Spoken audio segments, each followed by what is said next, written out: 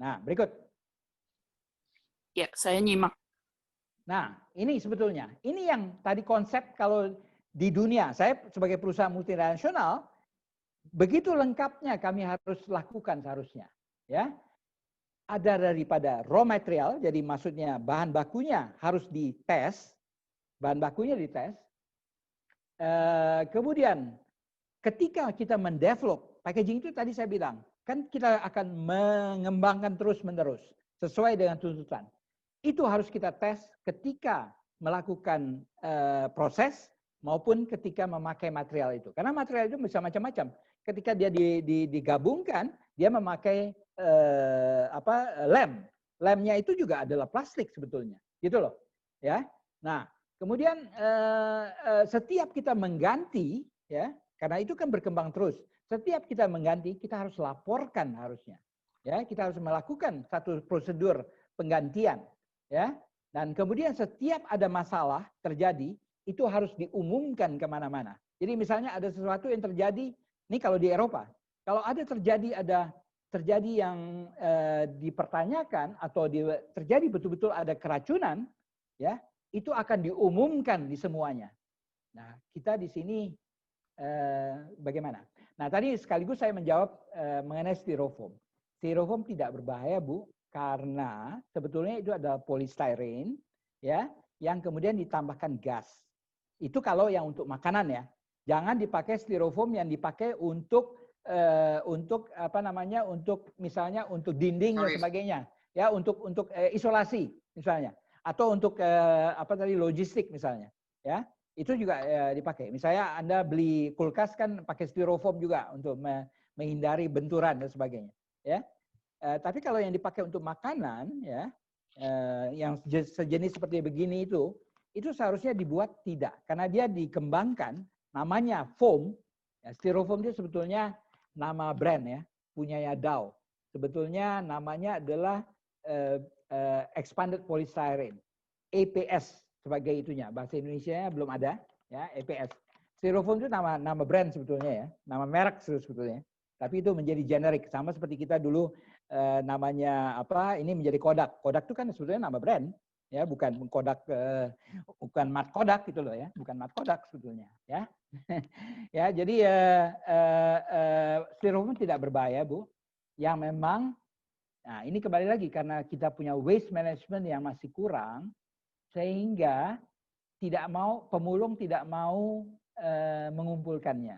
Tapi kalau yang namanya botol polyester seperti gini, ini karena berat jenisnya, ya, dan ini sangat dinikmati oleh para pendaur ulang, ya, perusahaan besar pendaur ulang, maka ini dicari.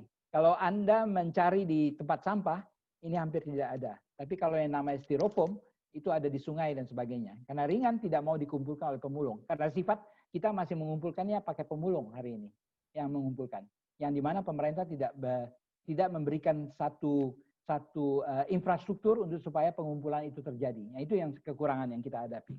Jadi styrofoam tidak berbahaya, Bu. Itu bisa Ibu pertanyakan ke Badan POM kembali lagi juga. Badan POM. Katanya kalau itu Pak, kalau mohon maaf ya. Ya, silakan. Apa namanya, kalau di sekolah-sekolah itu kan terutama di anak-anak sekolah ya, di lingkungan sekolah tuh biasanya suka pakai buat bakso lah atau mie kemasan lah gitu, langsung seduh, bersentuhan dengan panas itu terkontaminasi atau beracun gitu Pak. Jadi gini, yang namanya plastik itu kan sebetulnya kita sebut polimer. Ini sedikit. Nah, ini kembali lagi saya bukan pintar-pintaran, tapi saya belajar lagi. Saya 30 tahun ini belajar mengenai plastik. Saya sendiri adalah elektro, saya bilang. Saya belajar mengenai plastik kimia. Jadi yang namanya polimer itu asalnya dari monomer. Misalnya polipropilen, monomernya adalah propilen. Nah, kalau Ibu sedikit mengerti mengenai kimia, ya, bukan kimia, fisika misalnya sebetulnya. Fisika kimia lah, ya. Fisika, Pak. Kimia fisika. Yang namanya monomer itu adalah molekul berat rendah, ya, betul bahasa Indonesianya. Saya ini kan orang lulusan dari Jerman, kadang-kadang term yang dipakai bahasa Indonesia saya suka lupa ini, ya, betul. Molekul berat rendah, ya. Nah, molekul berat rendah ini, ya, kalau yang namanya monomer itu memang berbahaya. Karena itu yang sebetulnya secara kata awamnya adalah apa namanya kata awamnya yang sering makanya kita perlu pakai antioksidan. Kita minum pil antioksidan karena ada banyak udara Radikal kita bebas. radikal bebas. Ya, betul. Radikal bebas, betul. Ya. Itulah monomer itu sebetulnya yang dianggap sebagai radikal bebas. Tapi kalau dia sudah jadi polimer, ya, itu dia tidak berbahaya, Bu. Ya. Jadi jangan salah gitu loh. Jadi walaupun kembali tadi pertanyaan Ibu kalau dipanaskan. Panas itu paling tinggi adalah 100 derajat kan, Bu? Paling tinggi loh. Ya, tapi kalau air mendidih itu kalau di dalam teko yang tertutup itu sebetulnya di bawah 100 derajat gitu. Ya. Saya gini-gini kan mengerti fisika juga dong, ya. Di bawah 100 derajat gitu, ya kan? Nah, sedangkan plastik itu baru degradasi kembali menjadi monomer kalau yang namanya polietilen itu di atas 160-170 derajat. 170, Pak. Betul. Kalau yang namanya polipropilen, Ayah kan dengar, ayah kalau mama ngomong. Ya, terlalu banyak ngomong nih ayahnya. Ya. Oke. Jadi itu lebih rendah, tapi tidak akan leles di bawah 100 derajat. Ya kan? Nah, ada yang di bawah 100 derajat plastik. Nah, ini yang saya mau ungkapkan di sini. Ini yang harusnya dihindari. Apa ya? itu? Adalah PVC. PVC ya. Ya, makanya PVC itu adalah salah satu yang susah untuk didaur ulang. Di negara maju ada yang bisa daur ulang, tapi di Indonesia tidak ada. Nah, PVC masih banyak kita pakai untuk jajanan pasar. Betul? Masih banyak. Di pasar Anda akan dapat adalah tempat-tempat wadah, ya, jajanan pasar. Jajanan pasar itu ini bukan PVC, ya, ini bukan PVC tapi sejenis kayak beginilah, ya. Itu adalah yang sebetulnya berbahaya kalau ini dipakai untuk dipanaskan, ya, itu yang berbahaya. Jadi janganlah, ya. Yang sebenarnya juga PVC itu ada. Nah ini termasuk di dalam tadi HK dan sebagainya. Itu termasuk dalam negatif list sebetulnya, ya. PVC ini banyak kandungan aditifnya yang berbahaya. Misalnya plasticizer, tidak boleh ada plasticizer, ya. Karena plasticizer itu biasanya yang dulu-dulu dari ftalat, walaupun sekarang tidak lagi dipakai. Ya, oke. Serem Jadi juga ya. Padahal banyak dipakai itu, Pak. Ya enggak, tapi saya mau cerita bahwa ya itu perlu ada pengawasan. Nah ini yang kita masih kekurangan. Ya, itulah. Aku Ya, betul. interview bentar, Pak Engki. Ini kan kita tahu di packaging kan sebenarnya seperti Pak Engki supply ke multinasional. Itu kan tiap tahun itu tuntutannya tuh packaging cost-nya diturunkan. Betul. Dan kita teman-teman di industri packaging itu berlomba berkreasi biar harganya turun. Ya saya ke teman-teman yang non packaging lebih ditipisin. Jadi kalau misalnya 20 mikron menjadi 18 mikron. Nah, pertanyaannya mungkin yang tidak tersebutkan nih Pak Engki. Kenapa di level UMKM harganya tetap mahal? Nah, ini. Apakah itu karena memang MOQ doang? Mungkin itu. Nah, ya tuh, betul. Itu yang belum dieksplor tuh Pak Engki. Ya, MOQ. Salah satu peranannya adalah MOQ. Betul. Karena kalau dengan gaya yang sekarang, ya ini kembali lagi, kalau membuat packaging ini dan kita memakai yang tradisional hari ini, ya, itu kita untuk membuat cetakan ini ada sekitar saya duga 7 warna. 7 warna yang digabung-gabung ini, ya, ada 7 warna. Nah, setiap warna itu kita mencetaknya memakai namanya rotografur, kita memakai silinder. Silinder itu harus dibuat dulu. Dan itu adalah investasi. Biayanya sekarang 1 silinder adalah 3 juta. 1 silinder 3 juta? Ya. Nah, kalau perusahaan besar, kenapa ada MOQ itu tadi? Ya, karena untuk kita tidak kita amortisasi. Jadi artinya kita tidak bebankan langsung kepada pemakai karena kita amortisasi karena jumlah besar. Kemudian dari sekian panjang jobnya yang harus kita lakukan, itu kita bisa amortisasi. Artinya kita bisa bagi-bagi biaya yang investasi itu tadi. Ya. Nah, kalau di UKM, ya itu yang susah. Nah, tapi ada jalan keluarnya. Hari ini yang tadi saya bilang, ya toh hari ini sudah lama. Nah, itu juga sebetulnya ide dari kami, dari Federasi Pengemasan Indonesia. Saya sebut aja lah ya, contohnya yang mungkin banyak sudah masuk bahkan dia ke supermarket juga, tapi untuk UKM adalah DND. Apa? DND. Ya. Jadi dia membuat kemasan-kemasan yang standar demikian. Kemudian dia gabungkan dengan label yang penuh. Jadi seolah mencetak penuh dengan stiker. Yes. Ya. Tapi kembali lagi ya itu menurut saya masih kurang baik. Nah, salah satu yang sekarang sudah muncul juga di Indonesia ya adalah dengan memanfaatkan juga internet dan sebagainya adalah cara digital. Berikut. Ya ini lewatin tadi ini kalau kita ini sedikit tadi kalau Anda ekspor ke Eropa dan sebagainya Anda lihat itu peraturan itu semakin banyak yang Anda harus penuhi. Ya. Makanya ke Afrika aja, Pak. Ya, kalau ke Afrika pun sebetulnya tentunya mesti ada. Anda harus ketahui ada peraturan. Ini menyangkut kepada food safety tadi, menyangkut ke keamanan pangan tadi. Berikut. Nah, ini yang saya mau tunjukkan, yang tadi saya cerita. Jadi untuk membuat sampai kemasan itu sampai ke konsumen, begitu panjangnya jalur langkahnya, ya. Mulai dari mendesain produknya, mendesain kemasannya, mendesain packaging ininya, grafik desainnya, ya. Kemudian membuat alat-alat cetaknya itu tadi, mencari material-materialnya itu tadi, ya, di mana tadi memenuhi fungsi-fungsinya. Kemudian kita lakukan printing, ya, kita cetak, ya. Kemudian dia bukan hanya dalam satu jenis, dia digabungkan, dia dilakukan laminasi, dia lakukan coating, dia lakukan special converting lagi, yang lain-lain, metallizing dan sebagainya. Kemudian ada finishing, ada post treatment, kemudian ada labeling, ada mesin packaging karena dia bukan diisi manual misalnya, dilakukan dengan mesin, ya. Kemudian dilakukan penyimpanan, itu perlukan juga cost. Ini semua adalah cost.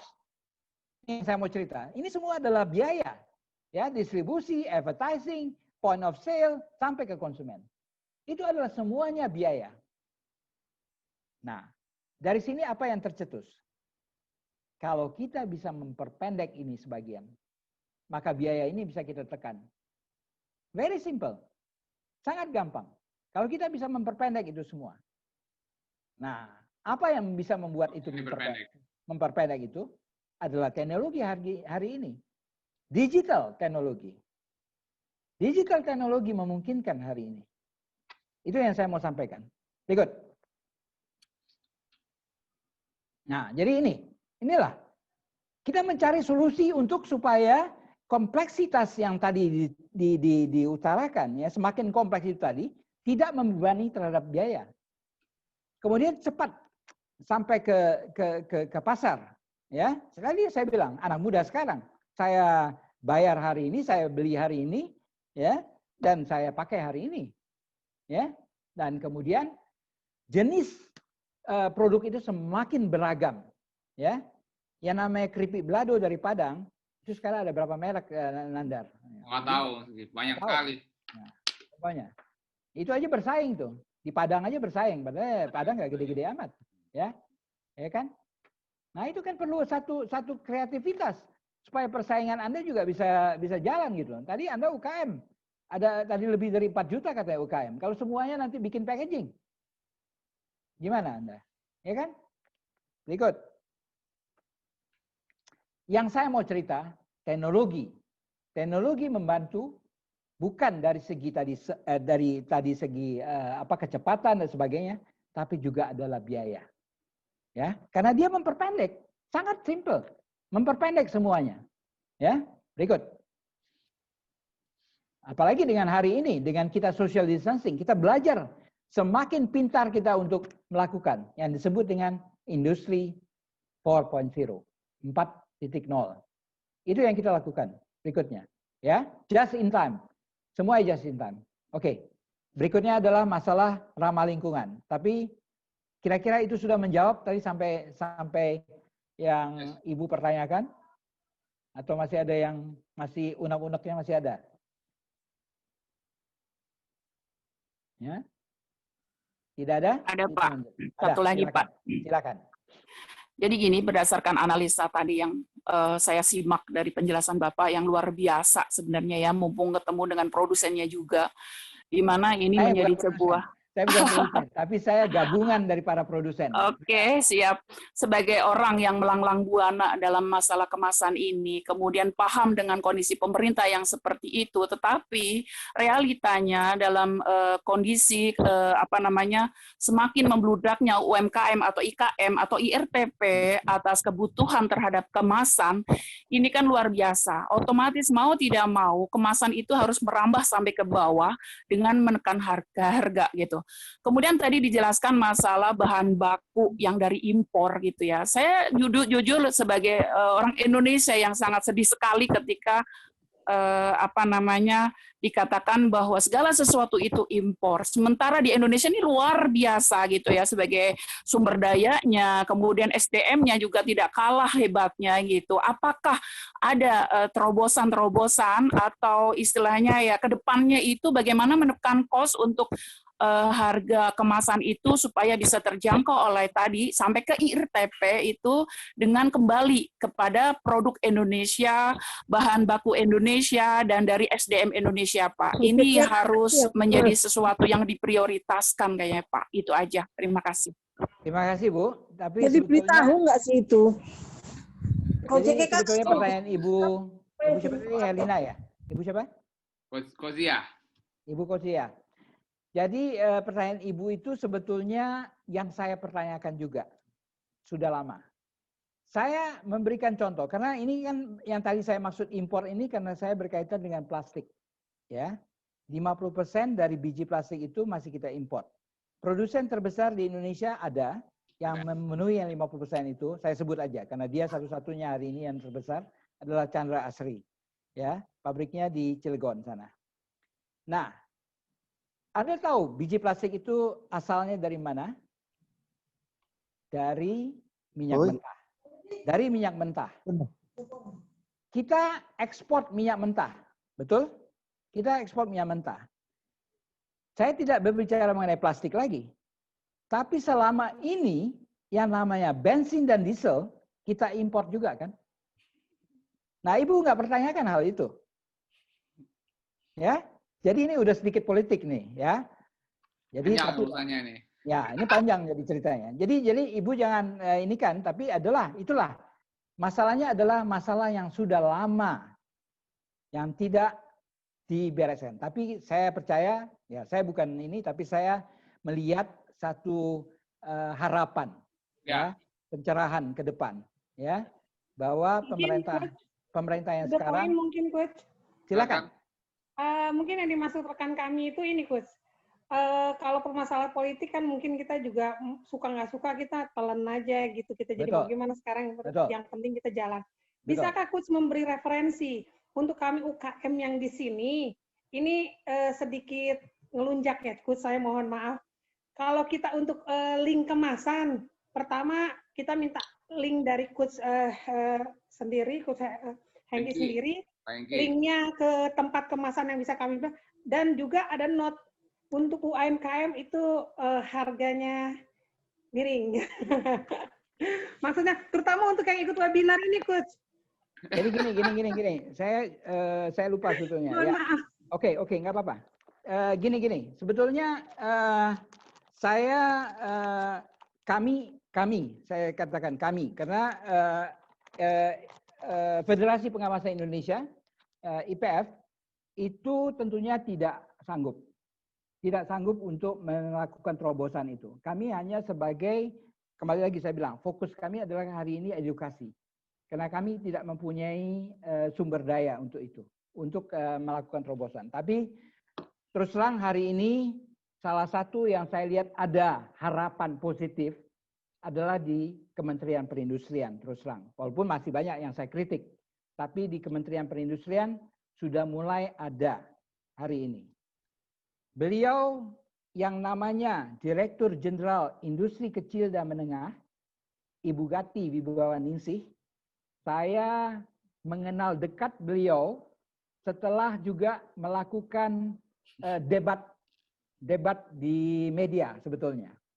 Karena suatu hari, betul, saya berantem. Jadi saya kira-kira mungkin saya duga sekitar 4-5 tahun yang lalu, saya baca di koran, si ibu, Ibu Gati Wibawaningsih ini menulis bahwa packaging di Indonesia sangat jelek sehingga kita tidak melakukan ekspor. Nah, seperti tadi ini tema yang Nandar lemparkan ini, gitu. Siapa bilang, gitu, ya. Jadi itu yang dia muncul pertama. Saya langsung, saya ini orang masih emosi, walaupun udah usur tapi masih emosi kadang-kadang.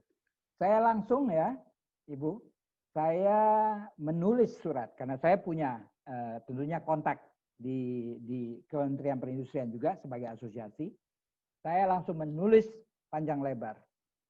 Ibu, dari mana sumber yang Ibu sampaikan? Ya, dan kemudian Ibu belum pernah berbicara, berdiskusi dengan kami. Dan dalam tanda kutip saya mengatakan waktu itu, ya saya sedikit emosi, berani-beraninya Ibu mengatakan demikian, gitu. Ya, dia dirjen loh padahal, ya. Tapi ya itulah, saya sekarang menjadi teman baik pada dia, dengan dia, dan dia juga begitu. Dan dia waktu itu saya sampaikan, dia mohon maaf dengan saya. Ya, dan kemudian saya melihat kemudian dia juga mempunyai kontribusi dengan sangat baik. Dia menerbitkan ini. Ya. Ini nanti pakai hubungan dengan Direktorat Jenderal Industri Kecil Menengah di Perindustrian, dan dia sangat inikan mengenai IKM. Dia membuat satu link, satu network, satu jaringan, ya, dengan eSmart. eSmart. Jadi ini mudah-mudahan paling tidak ada informasi, tidak segera memberikan jalan keluar dari segi ketersediaan bahan atau sebagainya, tapi paling tidak informasi. Itu yang kita butuhkan hari ini. Dan ini memungkinkan hari ini. Informasi sangat mudah hari ini dengan adanya internet hari ini, ya. Jadi ini saya kira kalau perlu nanti saya bisa share ada boleh Bengki minta ada website dan sebagainya. Fotonya ya. Ya, ada websitenya dan sebagainya. Nanti saya akan inform ke Nandar. Boleh ya. Sebentar Bengki, boleh saya tambah Bengki ya. Silakan. Jadi Bapak Ibu-ibu, jadi kegelisahan kita itu di packaging itu kalau Bapak dan Pak Ibu dengar penjelasan Bengki, di industri packaging itu sebagai supplier packaging pun kita tiap tahun dituntut untuk harganya murah dan murah. Kenapa di bawahnya mahal? Ya itu yang sekarang solusinya apa gitu ya. Kalau kenapanya karena MOQ terus terang. Kemudian yang Pak Engki sebutkan tadi kayaknya kita mulai nih solusi di industri packaging dia menekankan MOQ. Nah satu. Kedua Pak Engki yang boleh bilang saya lihat ada miskomunikasi masih antara teman-teman penjual packaging dengan pengguna packagingnya. Jadi teman-teman pengguna pasti bicaranya boundaries, layer, segala macam. Sementara kalau pengguna, produkku sambal, produkku rendang, nah gitu loh. Jadi bahasanya sesimpel itu. Nah, kenapa di kami, di Karim, kalau when you want to export, kalau memang mau bersaing di depan, ayo bergotong royong lah gitu. Misalnya kemarin kita bikin rendang, kata kami masih kami masih bahasnya tuh solusinya masih ke ini Pak Engki, masih ke mana? Ke kaleng. Jadi beli kaleng bareng-bareng kan gitu ya. Beli kaleng bareng-bareng, mereknya disamain. Nah, kemudian kalau yang pembedanya mungkin printing atau printing sedikit atau stiker gitu ya. Dan mungkin di return juga begitu. Nah, ini yang nggak ketemu. Jadi ada dua bahasa yang berbeda antara supplier packaging yang which is juga tuntutannya tiap tahun adalah hemat dengan pengguna yang merasa mahal karena sebenarnya MOQ-nya nggak masuk dan tidak tahu ada perkembangan teknologi baru yang bisa disikapi, di-join gitu Pak Engki, teman-teman semua ya. Jadi satu lagi kata kunci yang hari ini penting adalah mau tidak mau. Adalah kita harus penuh dengan inovasi, tapi tidak kalah pentingnya adalah kolaborasi. Yes. Yang hari ini, misalnya saya ambil contoh paling gampang lah. Siapa yang mengerti dulu adanya Gojek? Saya buka aja. Siapa yang mengerti dulu ada Gojek gitu, ya? Ya, tapi bagaimana pentingnya hari ini Gojek itu? Ya, itu adalah kolaborasi dari beberapa pengojek yang digabung, ya, tentunya dengan satu institusi, ya, satu organisasi, ya, Gojek bisnis, organisasi bisnis. Tapi itu bermanfaat. Nah, kira-kira gitu loh, ya, terobosan yang harus dilakukan hari ini karena teknologi memungkinkan hari ini. Internet, digital, semuanya memungkinkan. Kolaborasi. Jadi jangan kita semuanya jalan sendiri. Kolaborasi. Ya, betul. Tidak ada superhero, tidak ada superhero. Ya. Betul. Saya ini belajar terus, Bu. Saya bisa cerita panjang lebar ini karena setiap malam, ya kebetulan kembali lagi tadi mungkin nggak cerita. Saya keluarga nggak di sini, saya sendirian di sini. Saya ini kalau bahasa Inggrisnya MBA, married but available. itu joke aja lah, ya, itu cerita. Jadi belajar. Tapi karena memang saya gemar, karena saya sudah demikian lama di bidang packaging ini, ya, saya selalu mencari tantangan. Tantangan itu bukan berarti, tapi saya mencari solusi. Nah, seperti tadi saya ceritakan bahwa plastik menjadi hantu. Ya ini mengenai sampahnya ini. Tapi sebetulnya solusinya bukan dengan melarang. Yang namanya tadi katanya kantong plastik dilarang. Saya ketawa, Bu. Saya ketawa dilarang di mana-mana. Ya toh di Bali, di Bogor, di mana lah, ya, di Jakarta juga sekarang, ya. Coba Ibu ke pasar dan 75% daripada retail kita, ya, pemasaran consumer good kita itu masih di pasar 75%. 25% masih yang di pasar modern. Kalau di pasar itu tidak disediakan kantong plastik, mereka mau jualan bagaimana? Mau pakai kertas koran, mau pakai daun pisang. Daun pisang lebih mahal. Nggak ketemu pula lagi daun pisangnya. Ya, kertas koran, siapa yang baca koran hari ini? Ya, saya aja yang masih usur gini, masih kadang-kadang baca koran, masih demen gitu. Ya, tapi kalau anak muda nggak ada lagi. Siapa yang mau baca koran? Nah, dari mana dapat kertas korannya? Jadi adalah saya katakan pembohongan, suatu hal yang tidak memberikan jalan keluar, gitu? Tidak memberikan solusi. Dia melarang plastik, tapi dia masih naik mobil, which is itu adalah ekses dari bensin. Iya. Jadi kadang-kadang kita berbuat sesuatu yang tidak ada, hanya karena inilah, ya, ribut di luar, kita ribut di sini. Tadi saya barusan ribut dengan tadi yang dipaparkan tadi meeting siang tadi dengan perindustrian, tapi yang bicara bukan perindustrian, ya. Dia kembali lagi muncul dengan mengatakan bahwa Indonesia pencemar laut nomor 2 di dunia. Ini 2 tahun yang lalu yang membuat studi itu adalah seorang dokter dari Amerika, ya, Dr. Jenal Jambek namanya, wanita, ya. Kami undang bersama dengan industri asosiasi plastik. Setelah kita berdebatkan, dia mengakui bahwa dia salah melakukan studinya. Ya, dia mengambil beberapa sampling, karena ini kan berdasarkan statistik. Dia mengambil sampling dari beberapa kota besar yang memang benar, kayak Jakarta ini, sampah plastiknya di sungai, kemudian sampai ke laut dan sebagainya. Kemudian dia ekstrapolasi ke semua pulau, ada 17.000 pulau Indonesia. Maka menggelembunglah jumlah plastik yang seolah-olah mencemari lautnya. Pemakaian plastik kita aja, konsumsi plastik kita aja tidak setinggi itu gitu loh. Dari mana sampah plastiknya? Dari hujan plastik gitu.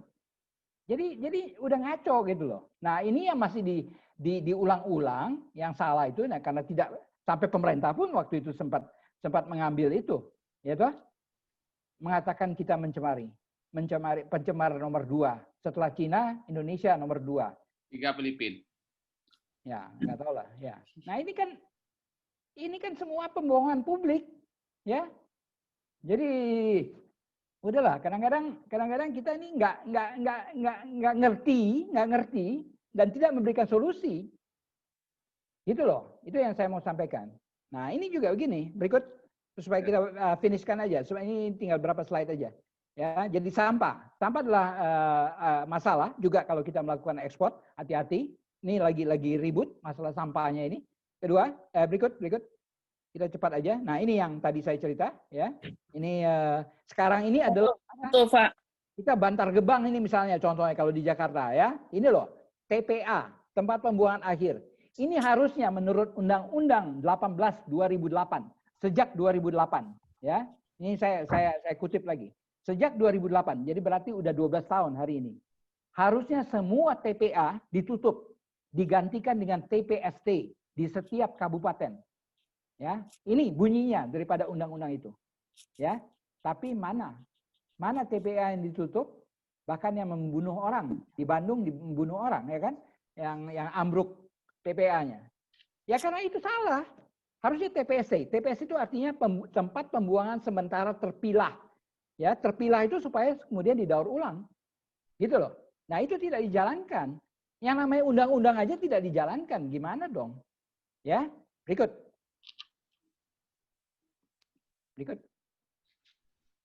Jadi, ini pun saya melihat sebagai suatu kesempatan. Sebetulnya di sampah ini saja, ya, yang namanya sampah plastik itu hanya 14% kalau di TPA. Ada studinya. Yang namanya sampah organik itu adalah 50% lebih, hampir 60%.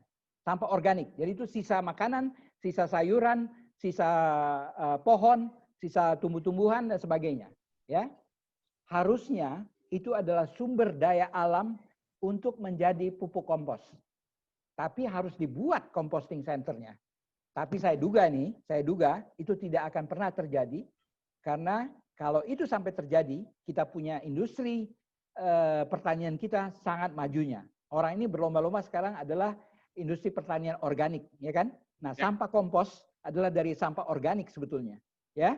Nah, kalau itu sampai tumbuh pesat, maka semua pabrik pupuk kimia tutup, saya katakan. Nah, hari ini adalah masalah politik lagi. Jadi pupuk kimia akan mati-matian, tidak akan membuat ini terjadi. Tidak akan membuat itu terjadi. Berikut. Saya udah bicara yang panjang-panjang nih. Oke, sustainable adalah segala macam. Tidak perlu kita bahas hari ini. Berikut. Ya, ini harusnya ya. Jadi yang sekarang terjadi adalah gini. Kita buang ke landfill, ke TPA. Landfill. Kita sebut TPA itu landfill bahasa Inggrisnya. Berikut. Nah, harusnya terjadi adalah demikian. Sampah organik akan diputar kembali menjadi fertilizer adalah pupuk organik, ya. Fertilizer pupuk, ya. Kemudian dijadikan farming lagi, menjadi pertanian lagi.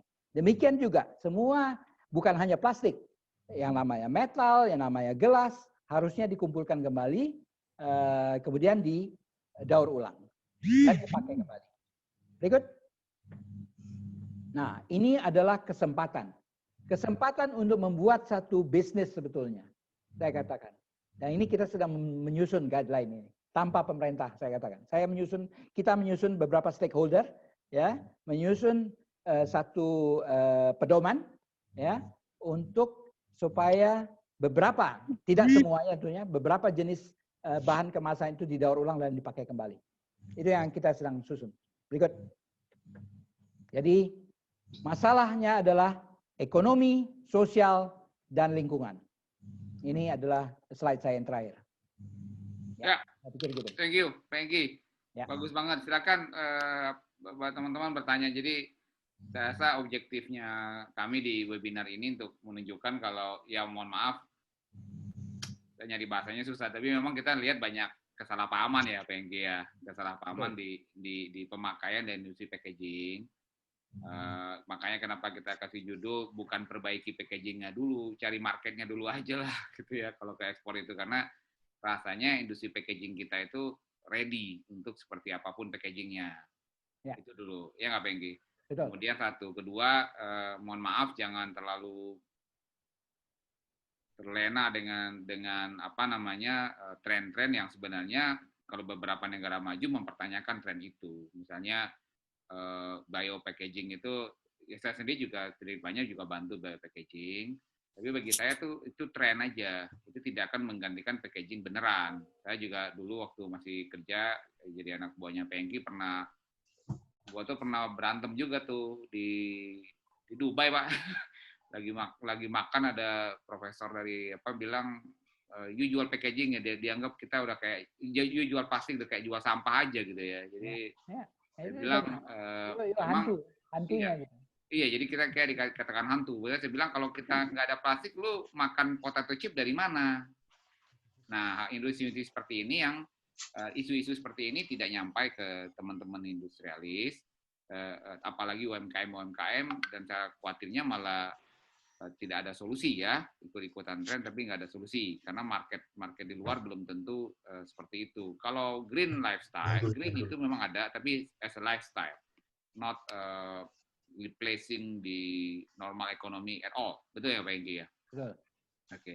Nah silakan kalau ada pertanyaan, mungkin yang satu hal yang tadi saya coba sampaikan kembali.